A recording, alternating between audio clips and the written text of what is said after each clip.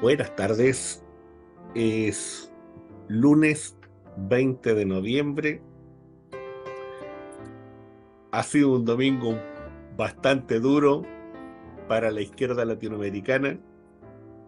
Yo diría que ha sido un día duro también para el progresismo y hay que hacer muchas evaluaciones. Sin embargo, hay una serie de temas a nivel internacional que están muy candentes y frente a los que hay que examinarlos, y para eso está analizando la semana política en Crónica Digital, pues, junto a Juan Andrés Lago y hoy día con un invitado especial, ¿no es cierto? Con Edgar, periodista, y nada menos, ¿no es cierto?, que corresponsal de Prensa Latina. ¿Cómo estás, Edgar? ¿Cómo estás, Juan Andrés? Buenas tardes. Buenas tardes, Omar, Edgar, un abrazo. Buenas tardes también para ustedes, una alegría y un honor estar con tan buena compañía. Muchas gracias. Bueno, fíjate que en la semana que pasó, a nivel internacional, uno de los elementos centrales yo diría que fue el encuentro de San Francisco entre el presidente Xi y el presidente Biden. Un encuentro que no fue fácil. Muchos dicen que es un encuentro también fracasado, en donde los acuerdos fueron lo mínimo de lo mínimo, y sin embargo el cierre también fue lamentable, donde hay una imagen, por ahí no la tengo acá, pero hay una imagen bastante decidora del rostro de Blinken ante una intervención del presidente Biden, eh, ni siquiera diría desafortunada, sino que a esta altura ya destemplada, ¿no? Propia de los presidentes de Estados Unidos, diría yo, que Biden ha hecho gala de eso, ¿no? En este último tiempo. Juan Andrés, Edgar, ¿cómo ven esta situación ustedes? President, after today, would you still refer to President Xi as a dictator? This is a term that you used earlier this year. Well, look, he is. I mean, he's a dictator in the sense that he is the guy who runs a country that is a communist country that's based on a form of government totally different than ours.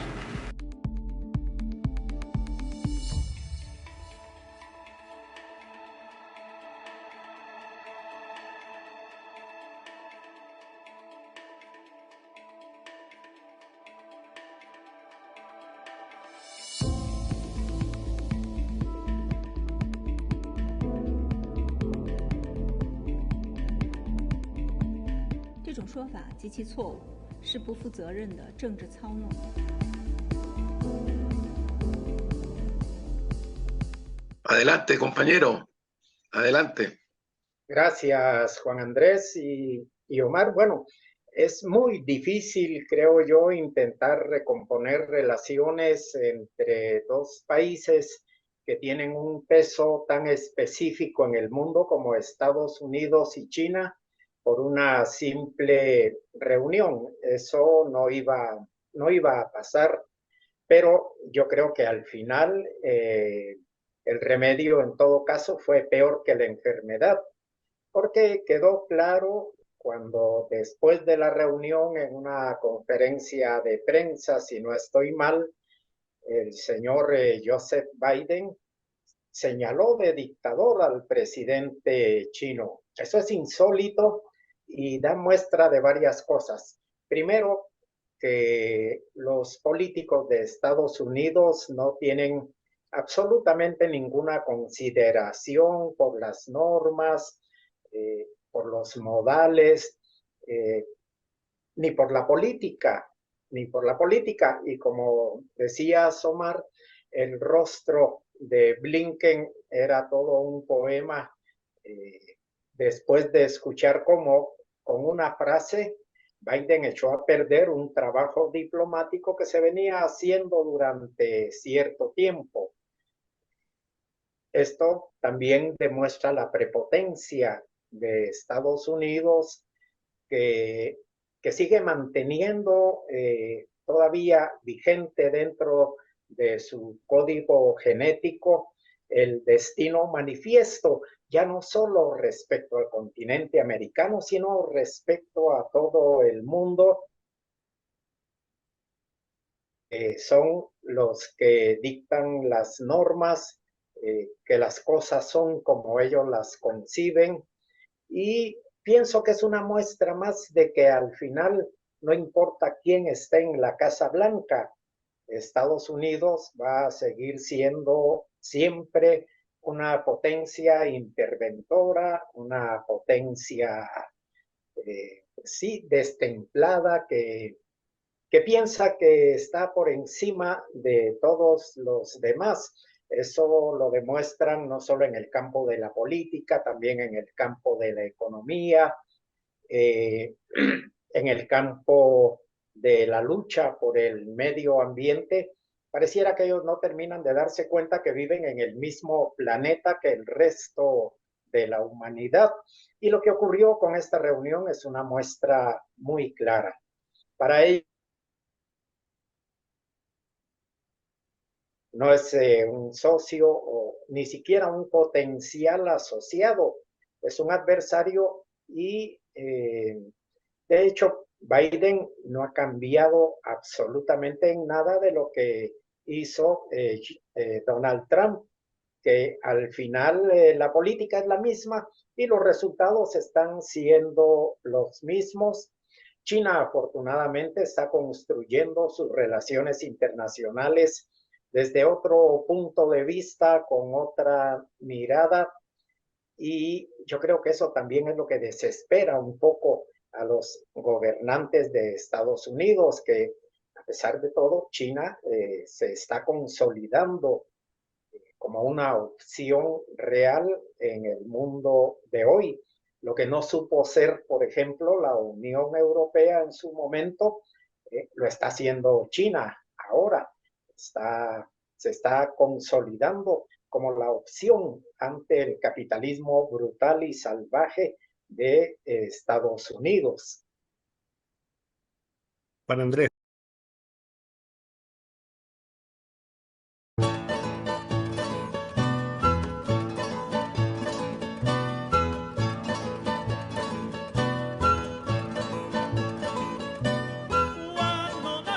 Bienvenidos al Café Crónica Digital, un espacio donde la cultura y la amistad se funden en un delicioso y rico café.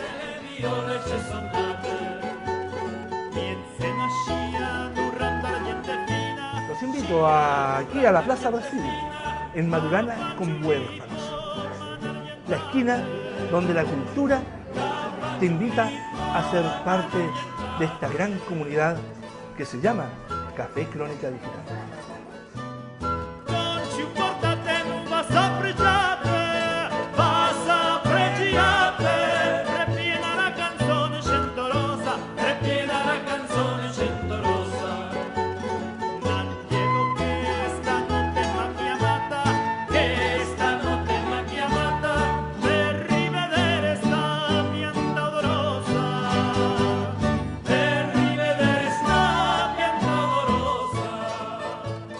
Para Andrés. Sí, yo concuerdo. Trato de agregar algunos elementos. Esta burla del imperialismo norteamericano sobre el resto del mundo impresiona, de verdad que impresiona. Las veces que se solicitó por la Asamblea General de Naciones Unidas el cese al fuego, corredor humanitario, van miles y miles de niñas y niños asesinados en la franja en Palestina, y simplemente Estados Unidos dijo no en Naciones Unidas junto con Israel, y no. Después se vota mayoritariamente rechazar el criminal bloqueo contra Cuba, y Estados Unidos e Israel dicen no, y hasta ahí llegamos.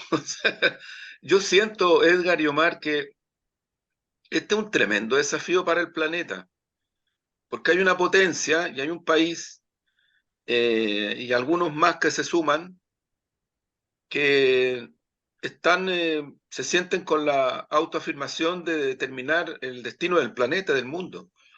Y creo que la frase que dice Edgar del presidente norteamericano muestra eso, muestra esa prepotencia, que lamentablemente algunas élites, algunos grupetes de nuestros países por estos lados del mundo también la tienen, ¿eh?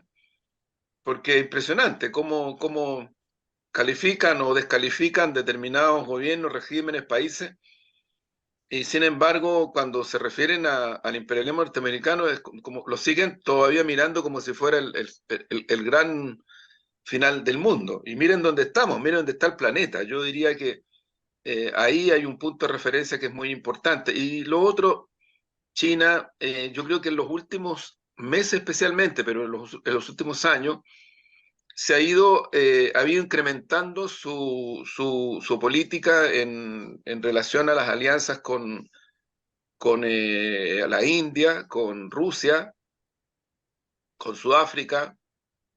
En nuestra región ha ido incrementando incluso su intercambio, que ya venía de tiempo, pero lo ha hecho de una manera más estratégica, más política, diría yo. Eh, y creo que todo eso va configurando un cuadro que, concuerdo con Edgar, de alguna manera desespera al imperialismo norteamericano y lo desestabiliza, pero lo desestabiliza en cuanto a que Estados Unidos reacciona como reacciona. O sea, es un peligro para la humanidad, francamente, lo veo así, un gran peligro para la humanidad, porque las militarizaciones, las guerras, las intervenciones están a la orden del día. Y creo que ahí es un tremendo el desafío que tiene China, que tienen los países del BRICS. Fíjese, yo creo que el papel que juega el grupo de los 77 más China, donde preside el presidente Díaz-Canel de Cuba, es impresionante cómo ese tipo de cuestiones hoy día adquieren una relevancia tan importante para los destinos de la humanidad. Y no sé si se escucha, estoy parece con algún problema Se escucha. Yo sí, escucho estoy perfectamente, con lo algún escucho problema de bien. conexión, no sé, no logro Sí, identificar todavía de qué se trata, pero bueno, fíjate que uno de los temas también muy preocupantes que surgió fue esta aseveración del primer ministro israelí Netanyahu, donde él invoca una teoría bíblica, ¿no? Para poder justificar, en definitiva, las matanzas en Gaza, a propósito de Amalek y a propósito, ¿no es cierto?, de esta cita bíblica en donde en el fondo es un llamado a destruir, es un llamado a asesinar, es un llamado a hacer, ¿no es cierto?, a destruirlo todo. Y a partir de eso se da una situación que es bien particular, ¿no? Y que es el silencio, el insistente silencio de Occidente. Situaciones que son tremendas, que son muy difíciles y que hoy día traen como consecuencia miles de muertos, traen como consecuencia que un hospital sea considerado un espacio de guerra y, y todo esto televisado y todo esto, ¿no es cierto?, hecho un espectáculo y todo esto dentro de una dimensión que es profundamente, yo diría que es parte de la necropolítica. ¿Cómo ven ustedes esa situación y del impacto principalmente desde el punto de vista humanitario, desde el punto de vista cultural, social y político de eso? ¿Cómo transgrede en definitiva ese tipo de acción, ¿no? El accionar político y cómo se entiende dentro del propio Occidente, dentro de la propia izquierda incluso? Edgar. Yo pienso, Mar y Juan Andrés, que es muy peligroso lo que dijo Netanyahu en esa ocasión. Es muy peligroso porque está invocando argumentos religiosos para justificar un genocidio y no tuvo la respuesta que merecía. Incluso creo yo, ni siquiera del Vaticano. El Vaticano se sumó al silencio. La cita bíblica que utilizó Netanyahu está en lo que se conoce como la Biblia hebrea, o sea, el Viejo Testamento de la Biblia, está en el libro de Samuel y es una cita tremenda. Dice así: ahora ve, hiere a Amalek destruye todo lo que tiene y no te apiades de él. Mata a hombres, mujeres y niños, aún los de pecho, mata vacas, ovejas, camellos y asnos. Esto es supuestamente una orden divina dada a Samuel para que elimine por completo al pueblo de los amalecitas. Y él lo está usando contra supuestamente Hamás, pero todo el mundo conoce que Hamás no es el problema. Hamás es una de las consecuencias del problema, pero el objetivo fundamental es el pueblo palestino. Inmediatamente Netanyahu se dirige a su ejército y les dice: soldados israelíes, ustedes son parte de un legado que se remonta a 3000 años de historia. Fíjate que esta frase, cuando yo la leí, me recordó inmediatamente a una frase de Adolfo Hitler en los primeros días de la Segunda Guerra Mundial, cuando dijo: soldados, yo los libero de esa quimera llamada conciencia. Es decir, se está haciendo un llamado a una guerra total de exterminio y que puede tener consecuencias nefastas, ya no solo en el Oriente Medio, sino que en todo el mundo. Invocar la religión que sea, para eliminar a un pueblo es algo grave, es algo que no debió pasar desapercibido. Y da muestra también de cómo el movimiento sionista, y aquí separo lo que es el sionismo del pueblo judío, no todos los judíos son sionistas, sus líderes sí. El sionismo es lo más parecido ahora en el siglo XXI a lo que fue el movimiento nazi en la primera mitad del siglo XX. El sionismo está utilizando la religión aún dentro de su propio pueblo. Israel es un estado que no tiene constitución, se basa en una serie de leyes fundamentales que fueron reformadas y reforzadas hace no mucho tiempo. Pero, por ejemplo, se le concede la ciudadanía israelí solo a los que son judíos o descendientes de judíos que practican la religión judía. Es decir, los judíos cristianos, los judíos musulmanes, que también los hay, no podrían tener nunca la nacionalidad israelí. Es un estado realmente peligroso, con un poder enorme. En estos mismos días también un ministro israelí dijo que tirar la bomba atómica contra Gaza podía ser una opción. Esto, aparte de lo peligroso que es, este hombre se convirtió también en el primer alto funcionario del Estado de Israel que reconoció públicamente que tienen armas atómicas, algo que siempre han tratado de negar. O sea, estamos ante un Estado que no está respetando absolutamente ninguna barrera, ni legal, ni jurídica internacional, mucho menos humanitaria, Omar y Juan Andrés. O sea, es realmente un peligro ya no solo para el pueblo palestino, se están convirtiendo, igual que Estados Unidos, en una amenaza para toda la humanidad. Juan Andrés. Sí, no, yo comparto, es impresionante el silencio, ¿eh? Llama mucho la atención. No, como ha señalado Edgar, esa no es una frase dicha nomás. Es una frase terrible, porque es en el marco de la realización de un plan de exterminio. Está dicha en el marco de un plan de exterminio, en su desarrollo. 75 años el Estado de Israel y lo que queda del territorio palestino, lo hemos dicho otras veces, sería a comparación menos de lo que para Chile lo que es la región metropolitana. Eso es, o sea, le han quitado una cantidad enorme de territorio histórico. Israel a Palestina, no es al revés. Entonces, yo creo que aquí hay una cuestión que en complicidad, particularmente el imperialismo norteamericano,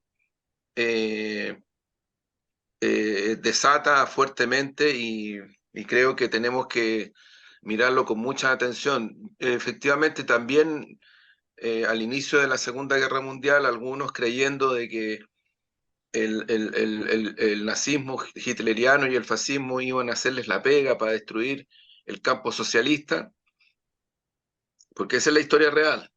Después se plegan, después. Y ahí hay un tema también que tiene que ver con la Iglesia Católica, es una historia que es importante considerarla. Estas son lecciones, lo hemos dicho otras veces, no es por aspaviento, pero estas son cosas, las cosas que están pasando no van a cambiar el planeta, yo creo que cambian a la humanidad en muchos aspectos, en muchos aspectos. Yo creo que esto que está ocurriendo ha mostrado facetas oscuras, oscuras, oscuras de lo que es el capitalismo salvaje en su fase de cierta desequilibrio, por llamarlo de alguna manera. ¿No? Tenemos otras expresiones, lo que está ocurriendo aquí al lado nuestro, en Argentina. Pero creo que efectivamente las expresiones concretas de inhumanidad son parte, lamentablemente, de esta crisis que el capitalismo salvaje ha llevado al planeta en toda su dimensión. Bueno, si me permiten agregar sí. un tema más, en la cuestión de esta guerra también está involucrada, por supuesto, la industria militar, lo que se llama el complejo militar industrial de Estados Unidos. Y es una muestra de lo que estaba diciendo ahora Juan Andrés, de cuán salvaje es este capitalismo extremo. En los primeros días de la guerra, cuando recién empezaron los bombardeos de Israel contra Gaza, Estados Unidos anunció que iba a mandar ayuda militar a Israel. Quizás no tanto porque la necesite, porque Israel es en realidad uno de los ejércitos mejor armados del mundo, sino como un gesto de solidaridad entre cómplices. Y en Estados Unidos empezó a crearse cierta resistencia a este envío de armas y fue muy impactante una declaración de un vocero del complejo militar industrial cuando dijo, por favor, no pongan obstáculos al envío de armas a Israel porque eso nos está aumentando el precio de las acciones. Solo el anuncio de mandar armas ya estaba haciendo prosperar todavía más a la industria armamentística estadounidense. Y allí, por allí está al final quizás la explicación de todo. Para Israel, para Estados Unidos, esto es además un gran negocio. Sí, Así Edgar, es. fíjate que, bueno, la tecnología a veces juega papeles bien particulares en esto. Y entonces uno está hablando y es una voz como de ultratumbo, una voz que viene de alguna parte, en este caso. Eh, Fíjate que frente al tema de Netanyahu, frente al tema de esta instalación religiosa, de esta justificación religiosa de la muerte, ¿no? Y a mí me parece que una de las cosas más graves que puede haber, tomando en consideración que siempre los modelos políticos a través de la historia han tenido siempre su dimensión religiosa, teológica, ¿no? Han construido una dimensión religiosa para poder autojustificarse. O ya sea por una fe que es legítima también, por cierto. Uno tiene derecho a creer en lo que considera, en la espiritualidad del ser humano tiene esa libertad. Lo que es complejo es cuando esas espiritualidades se usan para poder sostener un poder específico, que sería este el caso, como también otros que se han usado a través de la historia. Insisto, aquí han habido religiones que han surgido a partir de separaciones y la necesidad de poder casarse de nuevo. Aquí hay procesos religiosos que han surgido, ¿no es cierto?, al alero de ciertos procesos de independencias económicas, principalmente la base del protestantismo y otras. Entonces, desde ese punto de vista, a lo que estamos asistiendo hoy día es a un proceso religioso que está, ¿no es cierto?, justificando una dimensión de la muerte y una dimensión del asesinato. Y eso ya eso yo diría que tiene las características de las cruzadas, tal vez, siglo XIII, pero eso no se había visto de una manera tan brutal, tan directa, ¿no? De este modo, explicitado así, sino hasta hoy. Y en eso también, y recojo el pañuelo de Juan Andrés, ¿no es cierto?, pensando en el país vecino, de que también el presidente electo es un presidente que tiene una relación bastante profunda con esa dimensión sionista, por cierto, por cierto. Y sin embargo es electo, y entonces habría que entrar a preguntar cuáles son las razones que hacen, ¿no es cierto?, que el fenómeno Milei se instale en Argentina y se instale en América Latina, porque tampoco no es un fenómeno único. Si uno piensa en Bolsonaro, si uno piensa en Trump, si uno piensa en algunos otros, tampoco es único. Pero, ¿cuáles son las razones que hacen que un pueblo tuerza su destino desde ese punto de vista, ¿no? Ingrese a este camino que yo creo que va a ser muy tortuoso. ¿Cuál es la visión que ustedes tienen sobre eso? ¿Cómo ven esto? Edgar, Juan Andrés. Sí, mira.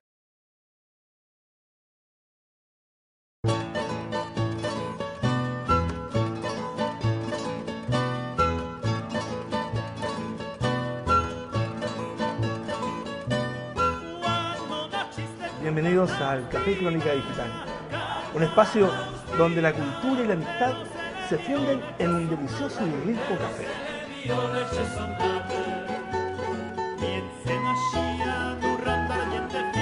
Los invito aquí a la Plaza Brasil, en Madurana con Huérfanos, la esquina donde la cultura te invita a ser parte de esta gran comunidad que se llama Café Crónica Digital.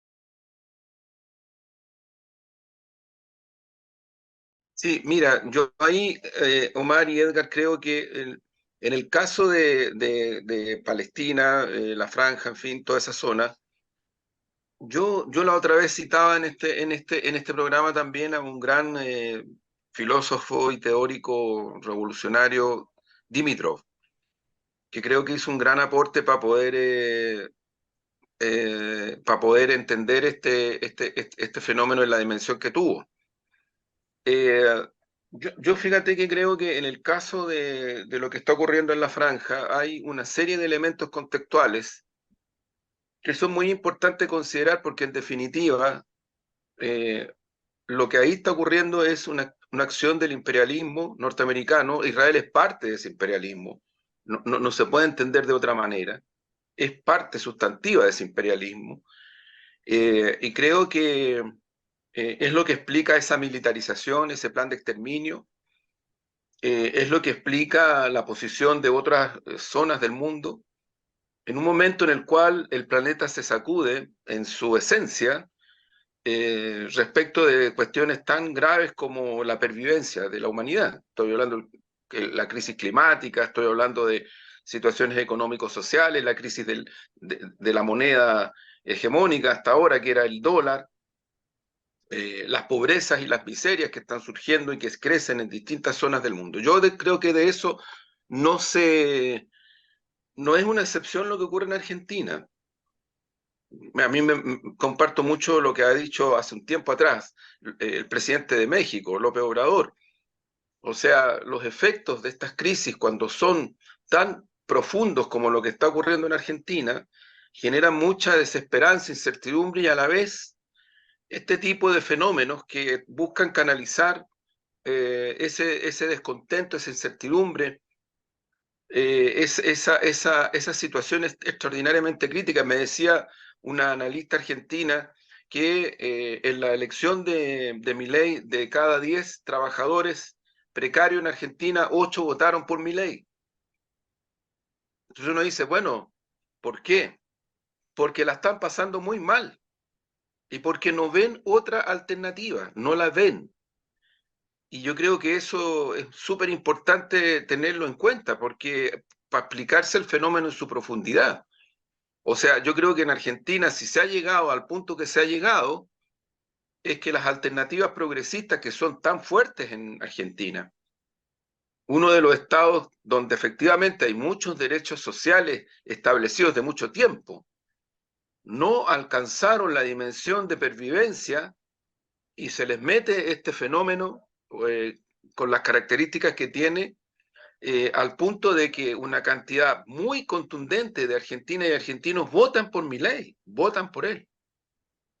En un país en donde comparativamente hablando, yo diría que se aproxima más a un tipo de pluralismo que no tenemos, por ejemplo, en Chile, desde el punto de vista mediático me refiero, que no existe en Brasil, insisto, desde el punto de vista mediático. O sea, en Argentina hay más espacio plural.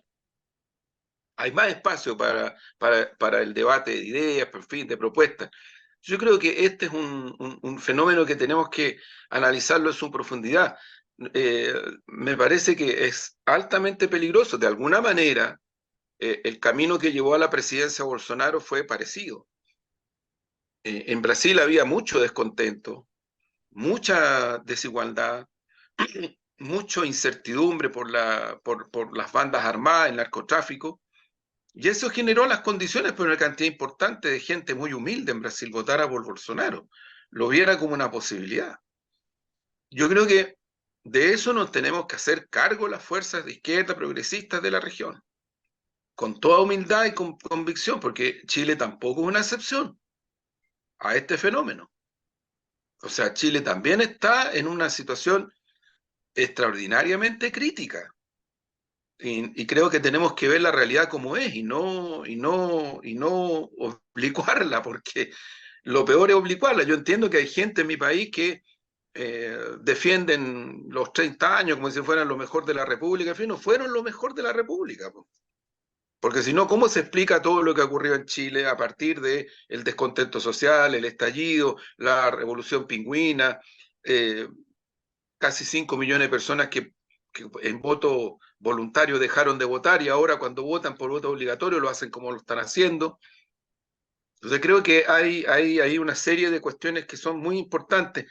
Yo insisto, Argentina es un país en donde hay una cantidad muy significativa de cuestiones del punto de vista de la fortaleza del Estado y el derecho público, que lo hacen ser un país en ese sentido hasta cualitativamente distinto a otros. Sin embargo, en los últimos años, los temas de inflación golpearon duramente el poder adquisitivo de una parte muy importante de la ciudadanía, la precarización, en fin, una serie de cuestiones que yo creo que hicieron emerger este fenómeno terrible que hoy día existe en Argentina y que llevó ni más ni menos que a Milei a la presidencia del país. Hay harto que analizar, pero yo por lo menos es la primera reflexión que hago en relación a Argentina. Edgar. Sí, mira, ahora que hablaba Juan Andrés, estaba recordando la frase esa de Antonio Gramsci, ¿no? Cuando dijo que el nuevo mundo se tarda en aparecer, el viejo mundo se tarda en desaparecer, el nuevo todavía no llega y en el claroscuro surgen los monstruos. aquí estamos en presencia de uno de estos casos. Yo pienso, mi opinión así muy personal, que Milei, más que un fenómeno político ideológico, es un fenómeno mediático. O sea, a Milei lo impulsaron los grandes medios de comunicación argentinos, el grupo Clarín y otros semejantes, y lograron convencer a mucha parte de la población de que era eh, la mejor opción para salir de la crisis tan profunda en que están. Eh, Realmente allí hubo un trabajo mediático muy importante que de alguna manera también fue producto de una cierta separación de la política y de los políticos con la gente común y corriente. La gente de a pie empezó a perder la confianza, a perder la certeza en los partidos políticos, en las organizaciones políticas. De hecho, buena parte de la vida comunitaria quedó en manos de organizaciones, algunos sindicatos, organizaciones humanitarias. Quizás de pronto las madres y las abuelas de Plaza de Mayo llegaron a tener un protagonismo que fueron perdiendo poco a poco algunos partidos políticos. Y entonces cuando la gente pierde la confianza en los políticos como dirigentes del país, ocurren estas cosas. Eh, Racionalmente es muy difícil explicarse cómo un trabajador, una persona pobre, una ama de casa, una madre soltera que pasa trabajos para mantener a sus hijos, va y vota por un hombre que está diciendo que todo lo que sea posible privatizar será privatizado. Es decir, cuando hablamos de privatizar significa que los grandes grupos económicos de Argentina se van a quedar con todo lo que ahora maneja el Estado. Y hay dos excepciones, la salud y la educación, no porque Milei no quiera privatizarlo, sino porque no puede, porque son manejados por los gobiernos regionales, no por el gobierno federal.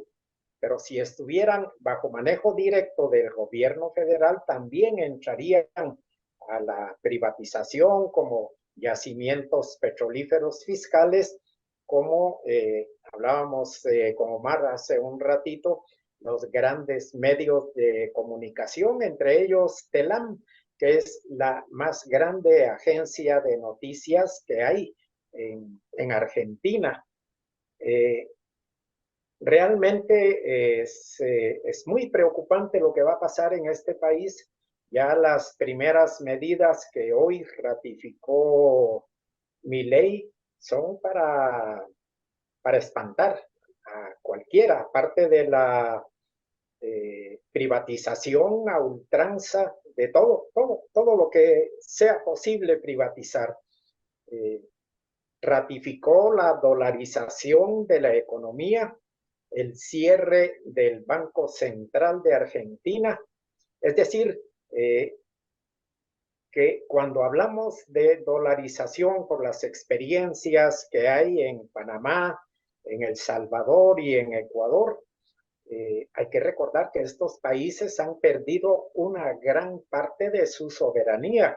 Cuando un país adquiere una moneda que no puede controlar de ninguna manera porque el dólar depende de la Reserva Federal de Estados Unidos, no va a depender del Ministerio de Economía o de Finanzas o de Hacienda de Argentina.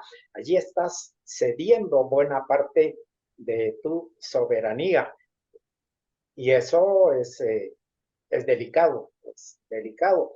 Las experiencias, por lo menos de El Salvador y de Ecuador, son tremendas, son tremendas realmente. Pero además ya dijo esa famosa frasecita que ha repetido, hoy la repitió de nuevo, dentro de la ley todo, fuera de la ley nada. Esto significa criminalizar la protesta social y así lo dijo anoche en su discurso después de ganar las elecciones. Va a mandar, la policía va a reprimir las protestas de los trabajadores, va a reprimir los famosos piquetes, que son una forma muy común de hacer protesta social y si los hacen de todas maneras, les va a lanzar la policía. El ejército y el ministerio, o sea, lo que son los ministerios de defensa y del interior, van a quedar en manos de la vicepresidenta, que si es posible todavía está más a la extrema derecha que el propio Milei y que durante la campaña hizo amenazas directas contra organizaciones defensoras de los derechos humanos en Argentina. Hay todavía que estudiar, que analizar, que reflexionar sobre el impacto que esto va a tener a nivel regional, pero ya hay algunas señales. Anoche el presidente de Uruguay que anda por China lo llamó, estuvieron conversando mucho tiempo, hablando de cómo reconstruir las relaciones. Ya también tiene contacto con el nuevo presidente de Ecuador, es decir, se está configurando una fuerza muy a la derecha en América Latina y eso va a impactar a todos los pueblos. Yo pienso que, como decía Juan Andrés, hay que sacar todas las lecciones posibles de esto que ocurrió, cómo, por qué, de qué manera fue posible llegar a esta misma situación y no solo sacar las conclusiones, sino llevarlas a la práctica, que me parece a mí que es urgente en este momento.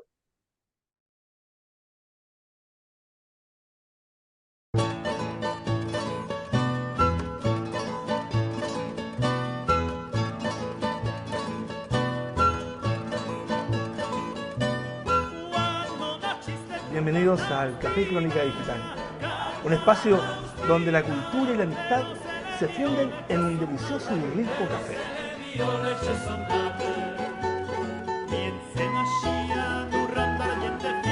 Los invito aquí a la Plaza Brasil, en Madurana con Huérfanos, la esquina donde la cultura te invita a ser parte de esta gran comunidad que se llama Café Crónica Digital.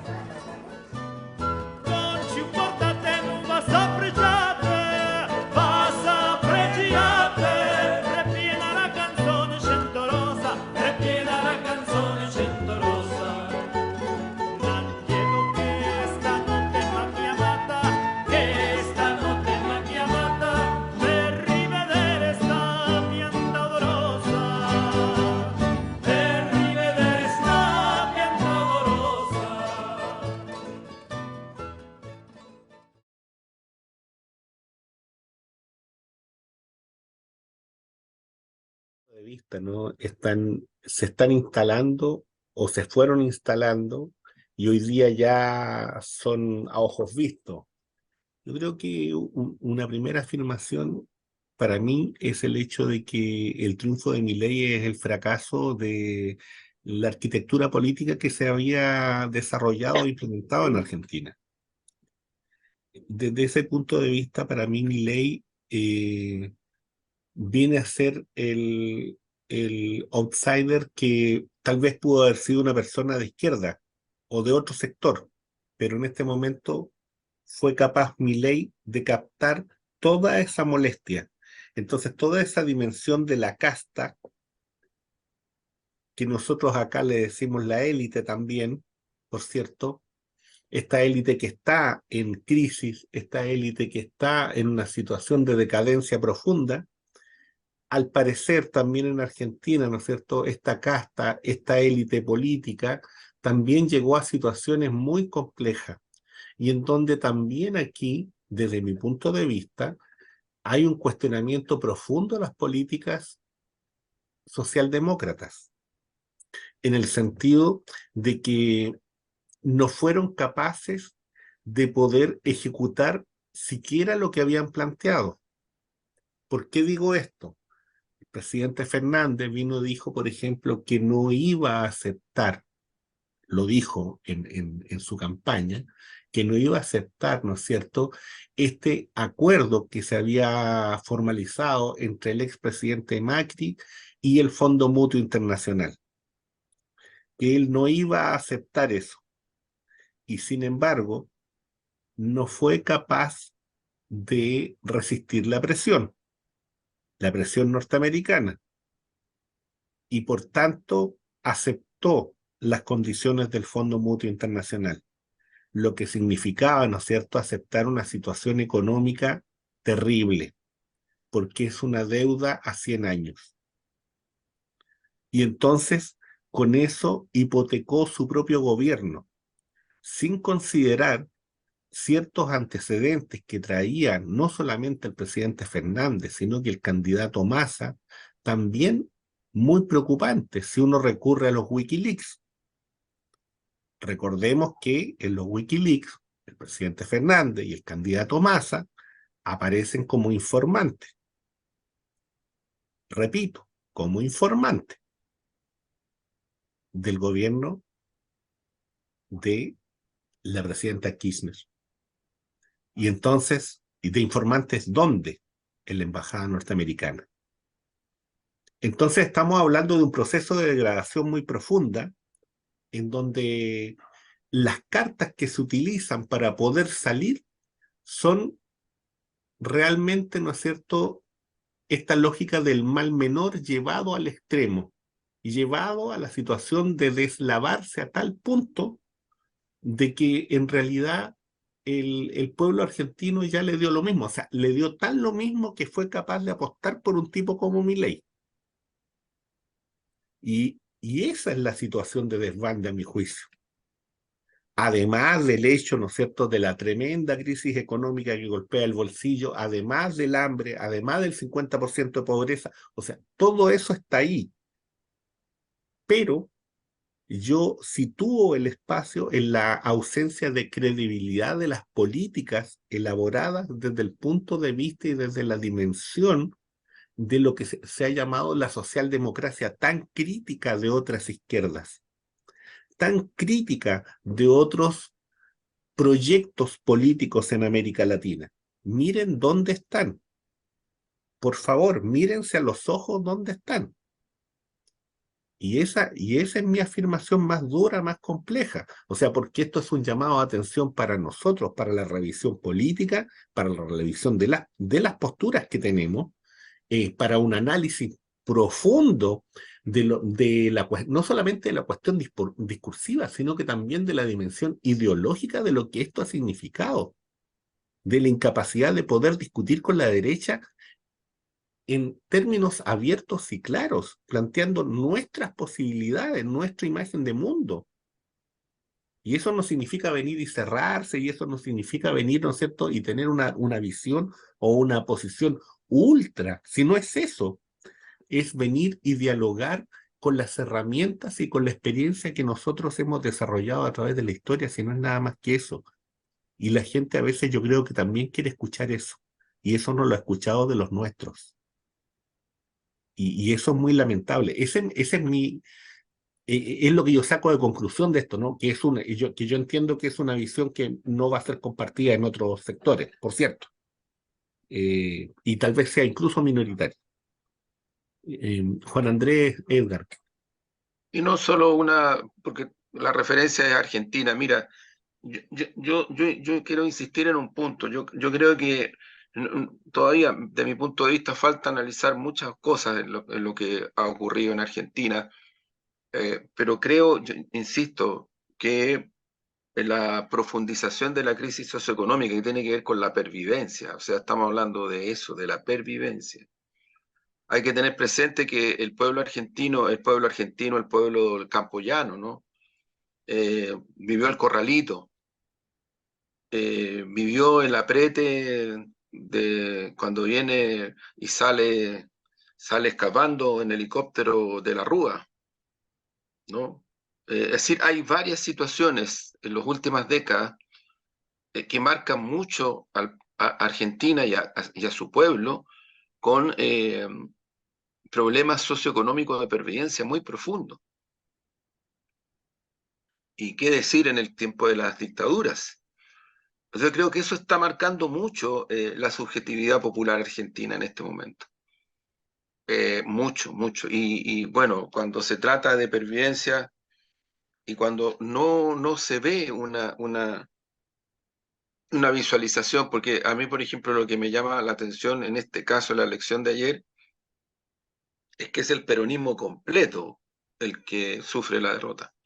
En su expresión, que es masa, todo, pero es el peronismo completo. O sea, ahora, probablemente hay electorado peronista que a lo mejor no votó por masa nomás, porque si no, no se explica la votación de Milei. No, no se explica, porque fue más de 10%, si no me equivoco, que estuvo arriba Milei.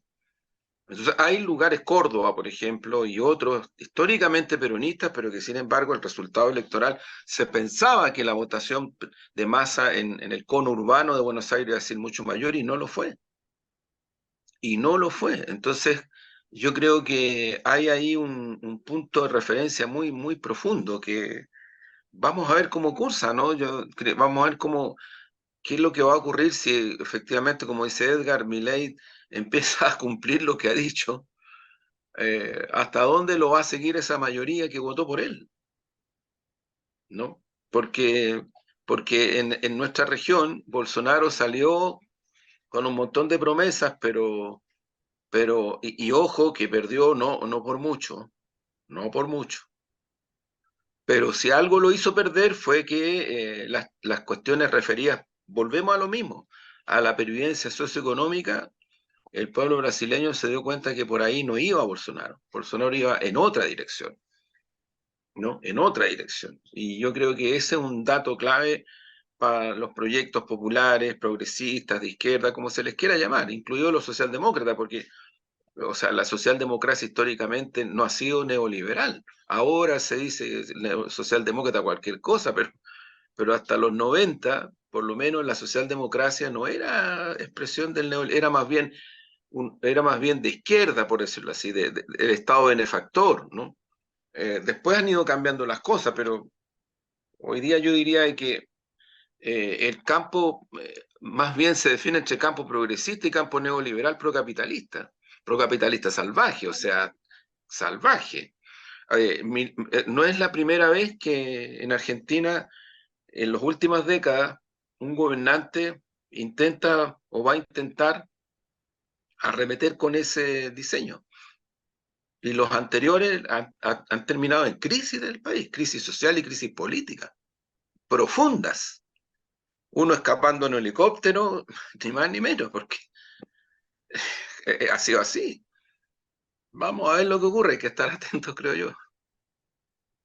Sí, yo pienso que, bueno, hay que meditar con más profundidad. Ahora las consecuencias pueden ser inesperadas, ¿no?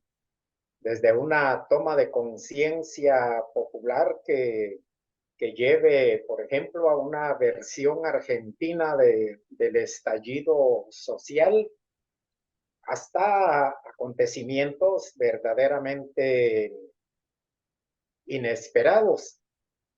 Cuando terminó la Primera Guerra Mundial, las potencias vencedoras le impusieron terribles sanciones a Alemania y el pueblo alemán vivió momentos muy, muy, muy difíciles, una inflación extraordinariamente desbocada, y en medio de esa crisis surgió Hitler.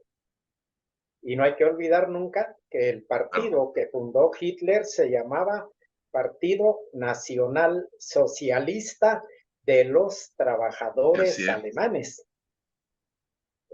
Y aquí con Milei estamos viendo eso, que una buena cantidad de trabajadores y de personas de recursos bajos y medios fueron a votar por Milei.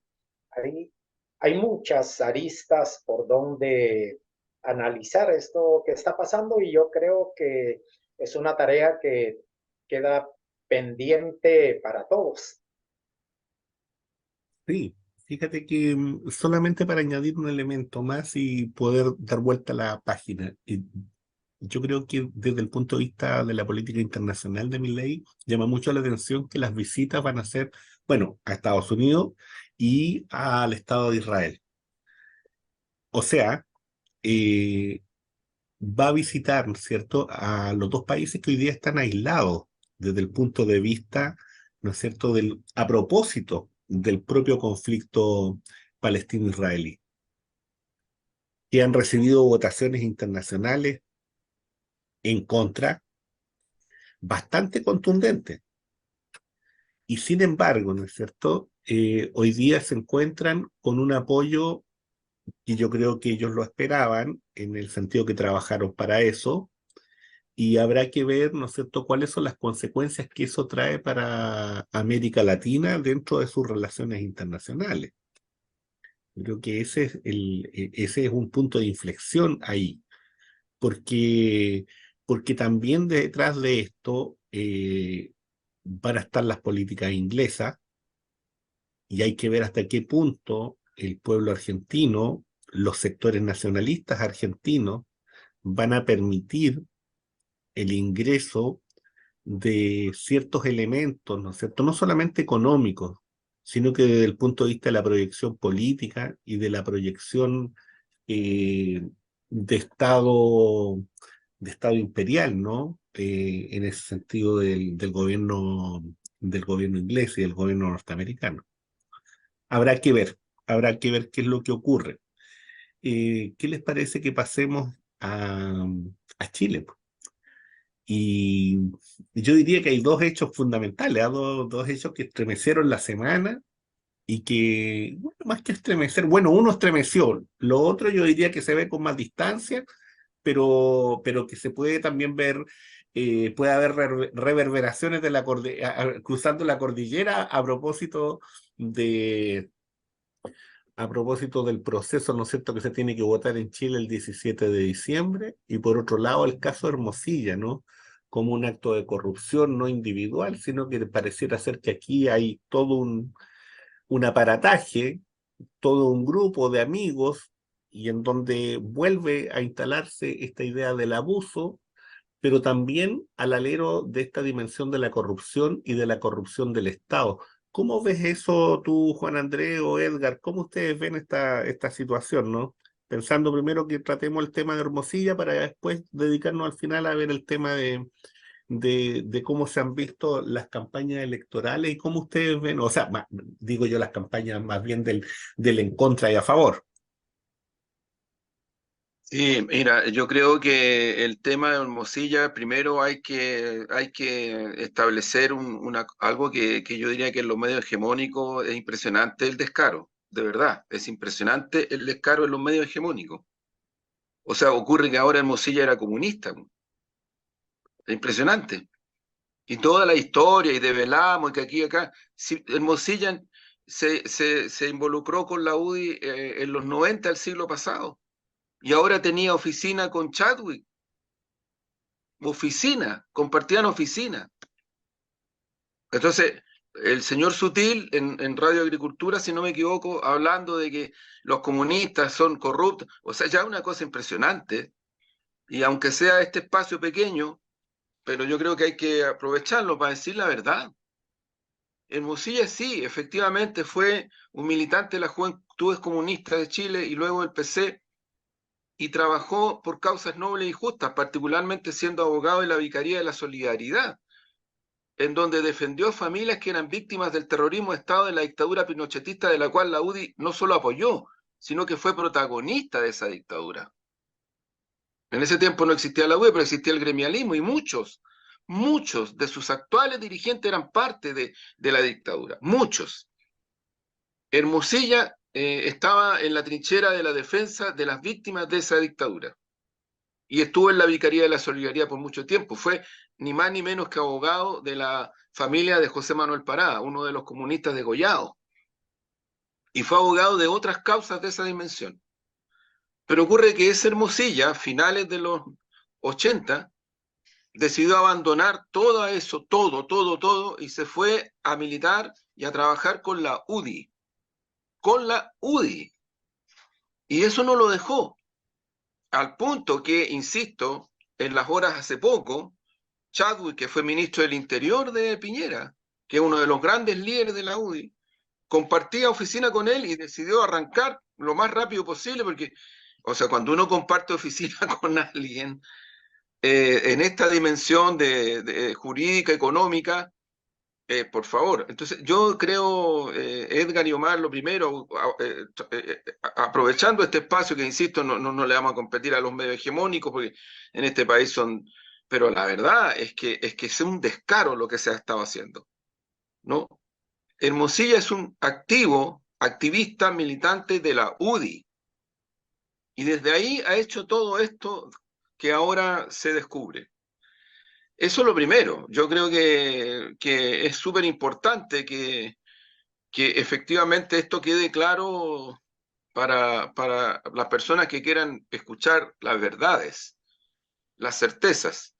Y me parece extraordinariamente grave que una persona como el señor Sutil, que es un tremendo empresario, que ha jugado papeles relevantes en la política, haya hecho lo que hizo a través de Radio Agricultura. Porque ahí está la nota de Radio Agricultura, ahí está su voz. Yo no estoy inventando. Lo segundo, creo que el sistema de corrupción en Chile, en este tipo de cuestiones, es algo que ya existía, insisto en este punto, se desarrolló y se desplegó de una manera descarada y brutal en el tiempo de la dictadura. De ahí viene, ahí se instaló el saqueo al Estado, el robo a las grandes empresas del Estado, el saqueo a campo llano. Y lamentablemente de los 90 en adelante, ese tipo de situaciones, los gobiernos no pudieron enfrentarlo a la dimensión que había que enfrentarlo. Y son consecuencias de eso. Son consecuencias de eso. O sea, yo creo que no sacamos nada con decir de que Chile no es tan corrupto como lo son otros países, porque la típica chiva de los que defienden el sistema neoliberal en nuestro país, que creen que ha sido, como decían, el laboratorio del neoliberalismo del planeta y aquí sí funcionó, siempre utilizan la misma defensa. No, si nos comparamos a otros países, este no es tan corrupto. No, este es un país donde el sistema estructural tiene niveles de corrupción gravísimos como el que ahora se ha develado. Y quienes han administrado el Estado desde los 90 en adelante son los que son, en el marco del pacto transicional. Tienen nombre y apellido, en cuanto a partidos políticos y en cuanto a coaliciones. Entonces yo creo que ahí tampoco es cuestión de empezar a mirar para el techo, y no. O sea, yo creo que cuando se señala, y particularmente en este gobierno, el gobierno del presidente Boris, que se van a enfrentar este tipo de situaciones de la manera radical y se adoptan incluso acciones en esa dirección. A mí me parece que quedan al debe absolutamente gobiernos y coaliciones políticas que han estado involucradas totalmente en este tipo de situaciones, totalmente. Que intentaron algunas cosas, sí, pero algunas. Nunca a la profundidad de llegar al punto de referencia a partir del cual situaciones de esta naturaleza y otras han cursado en el mundo privado, porque en el mundo privado cursa la corrupción en Chile de una manera brutal. Yo vuelvo a decir, cuando este gobierno, nuestro gobierno, presentó el proyecto de ley en el Senado para levantar el secreto bancario e investigar el lavado de dinero proveniente del narcotráfico, el sector que se opuso a ese proyecto fue la derecha. Y no solamente se opusieron, sino que además, cuando se aprueba, porque se aprobó, recurrieron y apelaron al Tribunal Constitucional. Y el Tribunal Constitucional no les dio la razón. O sea, es evidente que hay un sector de este país que tiene el gran poder económico, que controla más del 75% de la economía real del país, que controla el sistema financiero, que controla las inmobiliarias, que controla los casinos, que controla, en fin, el sistema de apuestas y todo aquello, es el mismo sector que políticamente rechaza este proyecto y otros, y otros. Entonces hay un desdoble que solo lo permite tal vez nuestras propias carencias y también esta hegemonía mediática que en el fondo es el ladrón detrás del juez. El ladrón detrás del juez. O sea, yo creo que si esto no hubiera ocurrido con Hermosilla, que además es producto de alguien que lo quiso develar para poder salvarse de la situación, eso va quedando claro.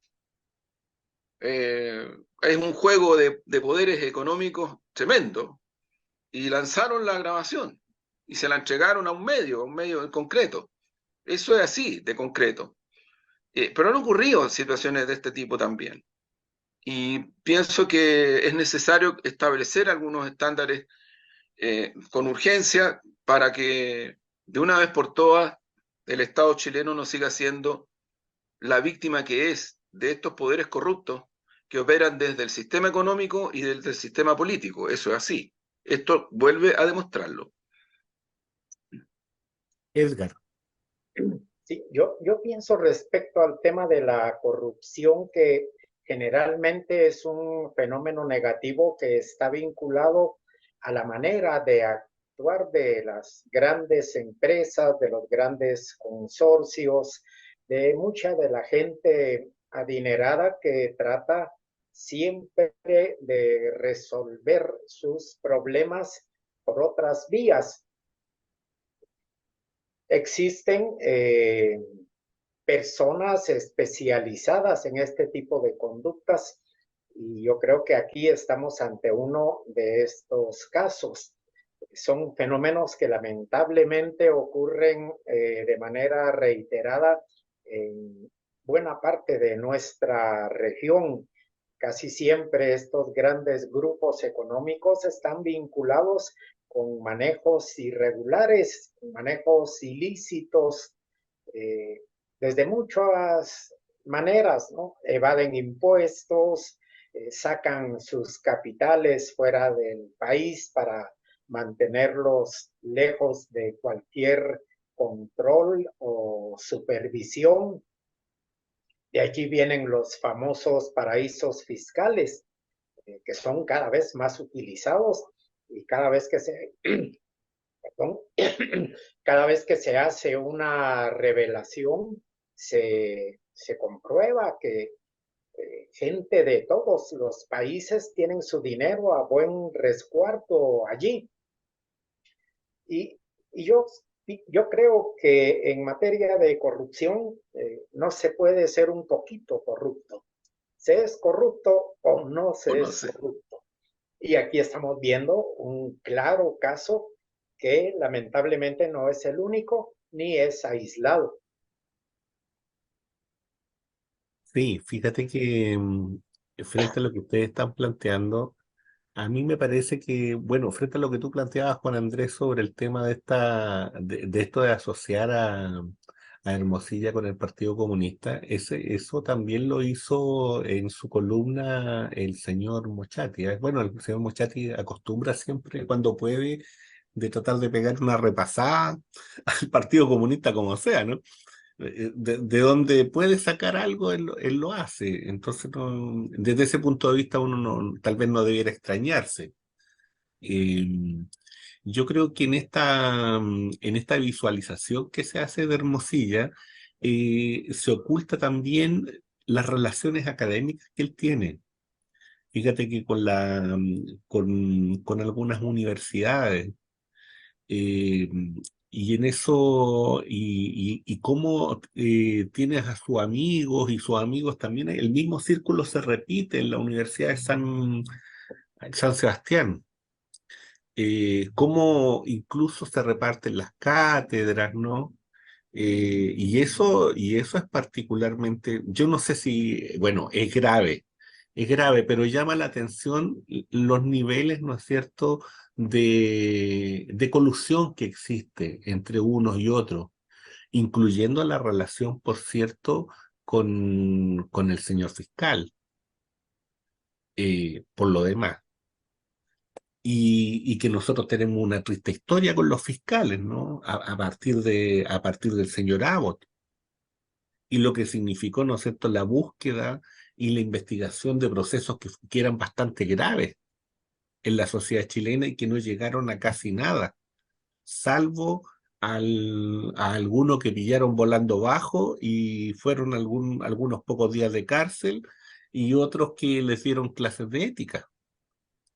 Y entonces hoy día vamos más o menos hacia lo mismo, porque tampoco siento yo que el gobierno tiene la capacidad de poder ejercer toda la dimensión que debiera poder tener a su favor, producto de dos factores que a mí me parece que son complejos.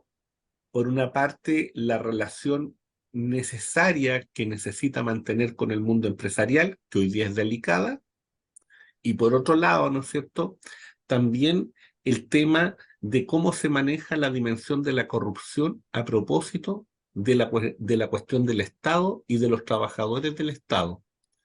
Porque si bien es cierto, está instalada, a mi juicio también, una dimensión más profunda, que es la del abuso, producto de este mundo privado, ¿no es cierto?, que coloniza a trabajadores del Estado.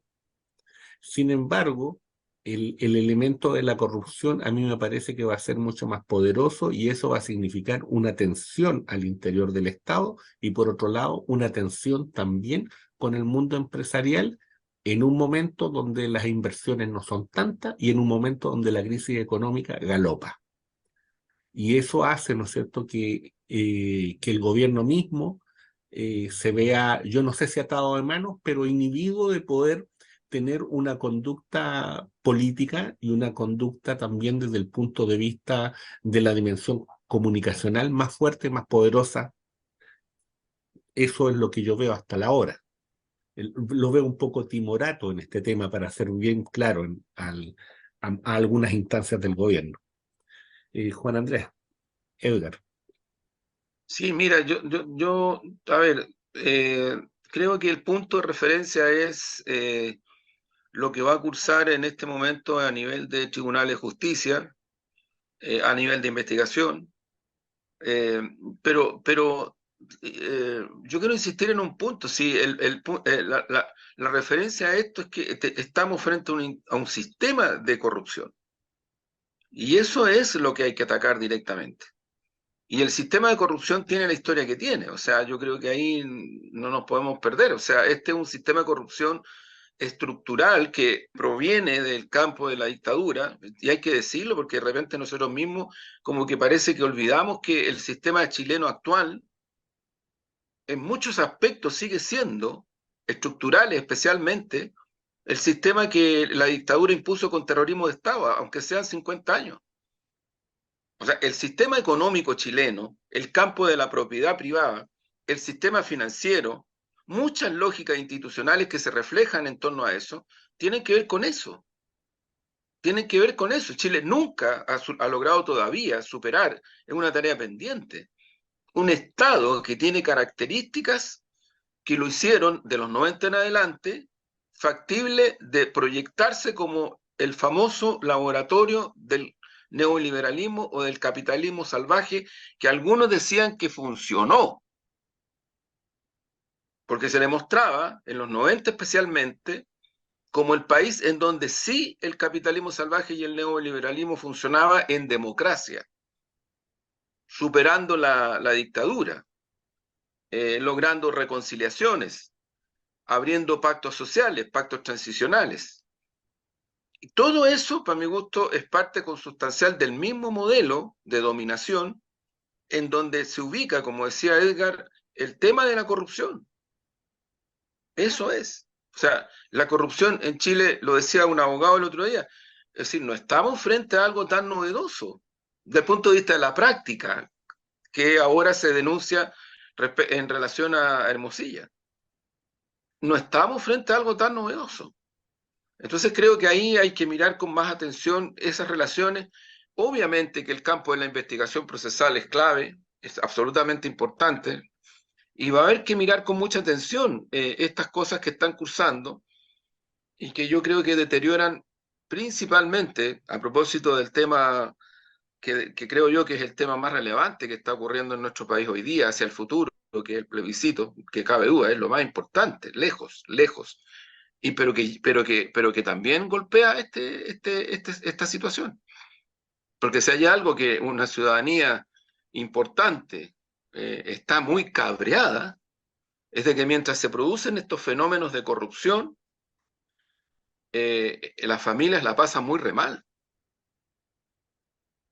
Volvemos a lo que hablábamos de Argentina, hablemos de Chile.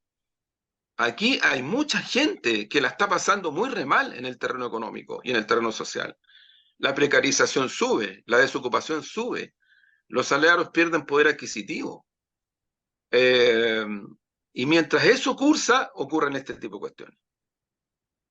Entonces, yo diría que ahí hay un campo muy complejo porque la derecha en particular se desdobla frente a estos fenómenos.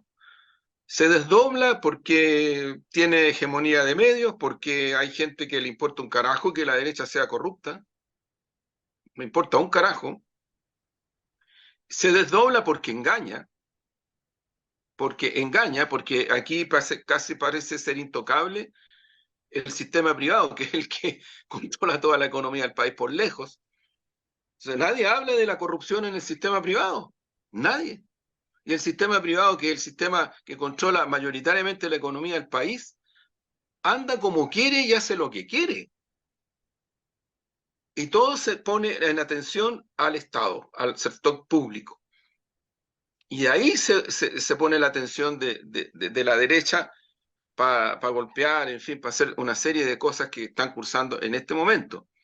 Yo creo que si hay algo que caracteriza el punto de referencia, que insisto, es el más importante de lo que ocurre en Chile, porque que duda cabe que el resultado del plebiscito va a marcar un antes y un después en la situación de este país, en todos los planos, en todos los planos.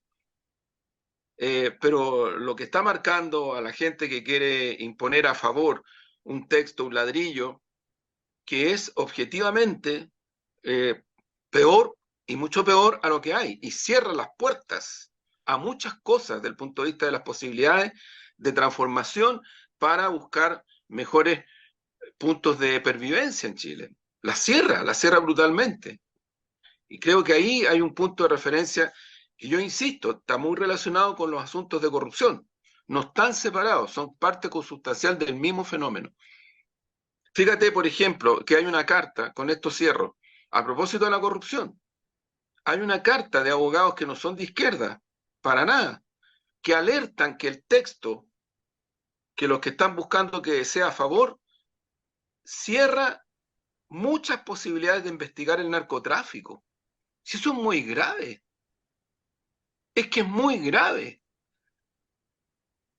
Y te lo están diciendo abogados que no tienen mucho que ver con la política, simplemente que leyeron el texto y dijeron, oye, ojo con esto. Bueno, y si uno empieza a desmenuzar el texto, hay muchas cosas de esa misma dimensión que están en todos los niveles. No es menor lo que está acusando en ese sentido. Edgar. Sí, yo creo que Juan Andrés acaba de poner el dedo en un problema serio, y es que junto con la corrupción se está dando también un fenómeno de cierto reconocimiento a la actividad del crimen organizado aquí en Chile. Esto, a mi juicio, viéndolo como un observador de fuera, es sumamente peligroso, porque cuando el crimen organizado penetra a un país, no penetra en un solo sector de este país, sino que se expande por toda la institucionalidad y llega a un punto en que se hace totalmente difícil erradicarlo. El crimen organizado ha cooptado países en Centroamérica, por ejemplo. Hay países que están totalmente dominados por el crimen organizado en todas sus esferas: la economía, la política, los servicios, todo. Y quizás aquí no se le ha dado toda la toda la atención que hace falta y porque también el crimen organizado camina de la mano, se apoya sobre la corrupción. De hecho, puede existir justamente porque corrompe las instituciones que toca. De otra manera, no se explicaría su presencia. Y pienso que son dos temas que se deben tratar de la mano y que a mi juicio el nuevo texto constitucional no contiene, no da herramientas para tratar estos graves problemas que pueden causar una erosión social muy fuerte, muy profunda. Veamos el mismo Estados Unidos, por ejemplo, la primera potencia económica del planeta, es un país donde la corrupción está por todos lados. Fíjate que nadie habla a dónde va a parar todo el poder financiero de las mafias del narcotráfico. Todo el mundo te habla de las mafias que hay en América Latina, desde el Tren de Aragua, Jalisco Nueva Generación, pero ¿dónde están y cómo funcionan esas mafias en Estados Unidos? Pareciera que no existen, pero el sistema financiero de ese país se nutre y vive de él. Y todos sabemos que en Estados Unidos es cierto que hay grandes riquezas, pero también hay millones de personas viviendo en la miseria. Hay por lo menos 11 millones que están fuera del servicio de salud porque no tienen dinero para pagarse un seguro. Son fenómenos peligrosos porque penetran todo, se van enraizando, se vuelven parte íntima de toda la institucionalidad y luego no los puedes sacar. Ya no hay, llega un momento en que ya no hay capacidad para erradicar esto y es el peligro que corre Chile en estos momentos, porque obviamente aquí ya hay serias manifestaciones de presencia de crimen organizado. Estamos en Crónica Digital analizando la semana política y yo creo que ya más o menos cerrando el programa. Ha sido una conversación bien agradable, bien interesante. Muchas gracias, Edgar, por acompañarnos hoy en la tarde. Un placer y para mí un honor estar con ustedes, Omar y Juan Andrés. Muchas gracias, Edgar. Juan Andrés, fíjate que acá aprovechando de como la voz en las tinieblas, la voz en las sombras, o casi diría yo en la clandestinidad. Sí, claro. Claro, entonces termino con un poema. 3 botellas lanzadas al mar escondían un dios pesadilla, canto fúnebre, temor de látigo, de rosario entumecido por el filo de la espada, custodiando la tierra. El calendario luna ha sido extirpado. Los cronistas cuentan el tiempo a su modo, y el tiempo crepúsculo opaca la frente, como los versos de la barbarie condenan a los muertos a seguir muriendo, y su traspaso al canon de la desidia se hizo sin derramar ninguna lágrima. Así es. Muchas gracias, Omar. Un abrazo, que estén muy bien. Muchas gracias. Nos vemos de verdad, la próxima. Cuando sí, pues tal cual. Chao, Edgar. Así es, nos vemos, chao, chao. Chao, Omar, chao, chao.